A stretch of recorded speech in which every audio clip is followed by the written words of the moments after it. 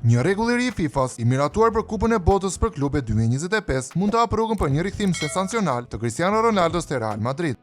Ky turne do të zhvillohet nga 15 qershori deri në 13 korrik në SBA. Do të përfshijë 32 ekipe nga e gjithë bota, por Al Nassr, klubi aktual i Ronaldos, nuk do të jetë mes tyre. Kjo situatë ka ndezur spekulimet, por një lëvizje të mundshme të yllit portugez dhe rregulli i ri i FIFA-s e bën këtë scenar edhe më të prekshëm. Sipas këtij rregulli të ri, ekipet pjesëmarrëse në Kupën e Botës për klube lejohen të huazojnë lojtarë nga ekipet që nuk janë të kualifikuara për turneun, me kontrata të shkurta njëmujore. Kjo mas synon të rrisë konkurrencën dhe të lejojë klubet të forcojnë ekipet e tyre për këtë ngjarje prestigjioze. Kontrata e huazimit do të jenë të vlefshme vetëm për periudhën e turneut, duke ofruar fleksibilitet për lojtarët dhe klubet e tyre origjinale. Për shembull, një klub si Real Madrid që është kualifikuar mund të negociojë me Al Nassr për të marrë Ronaldon për një muaj, pa ndikuar në kontratën e tij afatgjatë me klubin saudit. Rikthimi i Ronaldos te Real Madridit do të ishte një ëndër për tifozët Los Blancos. Pavarësisht mosës 40 vjeçare, Ronaldo vazhdon të shfaqë formën e tij të lartë, duke shënuar gola dhe duke qenë vendimtar për Al Nassr.